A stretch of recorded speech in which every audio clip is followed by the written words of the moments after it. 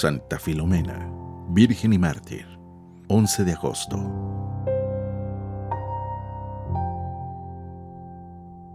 Las reliquias de Santa Filomena fueron desenterradas de las catacumbas de Santa Príscila el 24 de mayo de 1802.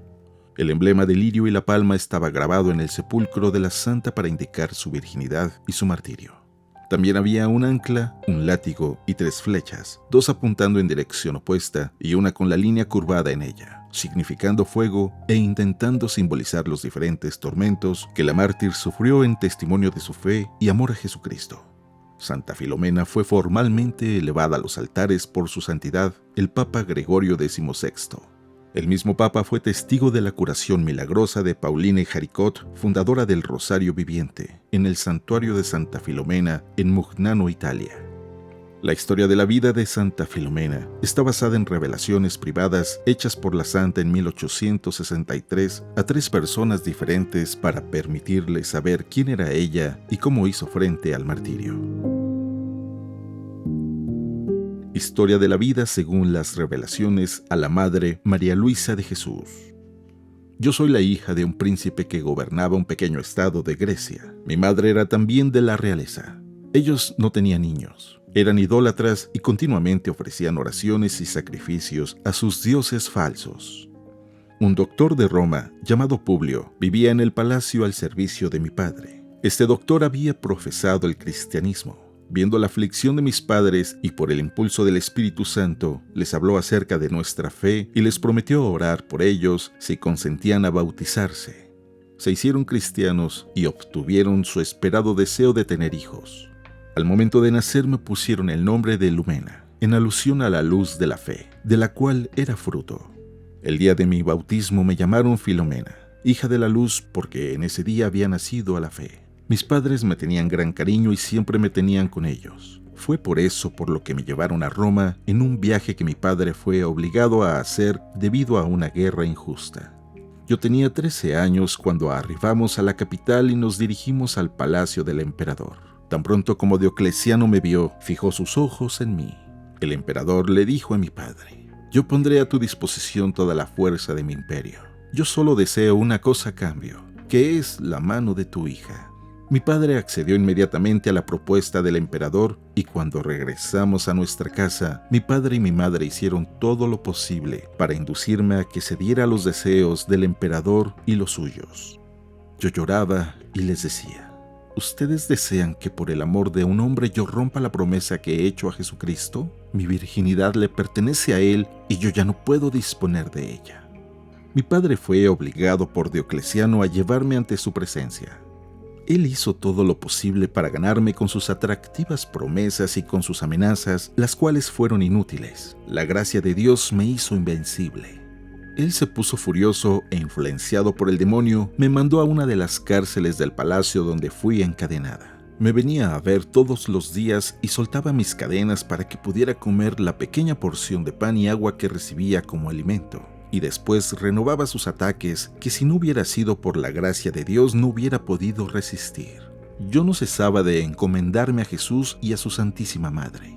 Mi cautiverio duró 37 días y en medio de una luz celestial vi a María con su divino Hijo en sus manos, la cual me dijo: «Hija, 3 días más de prisión y después de 40 días se acabará este estado de dolor». Las felices noticias hicieron mi corazón latir de gozo, pero como la reina de los ángeles había añadido, dejaría la prisión para sostener un combate más terrible que los que ya había tenido. Pasé del gozo a la terrible angustia, que pensaba me mataría. «Hija, ten valentía», dijo la reina de los cielos y me recordó mi nombre, el cual había recibido en mi bautismo diciéndome: «Tú eres Lumena y tu esposo es llamado Luz. No tengas miedo, yo te ayudaré. En el momento del combate la gracia vendrá para darte fuerza. El ángel Gabriel vendrá a socorrerte. Yo le recomendaré especialmente a él tu cuidado». Las palabras de la reina de las vírgenes me dieron ánimo. La visión desapareció dejando la prisión llena de un perfume celestial. Lo que se me había anunciado pronto se realizó.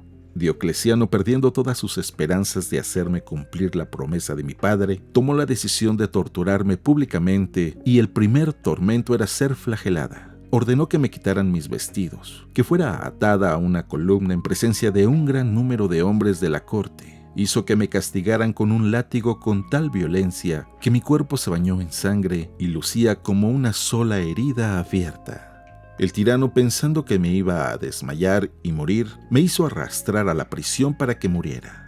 2 ángeles brillantes con su luz se me aparecieron en la oscuridad y derramaron un bálsamo en mis heridas, restaurando en mí la fuerza que no tenía antes de mi tortura. Cuando el emperador fue informado del cambio que en mí había ocurrido, me hizo llevar ante su presencia y trató de hacerme ver que mi sanación se la debía a Júpiter, el cual deseaba que yo fuera la emperatriz de Roma.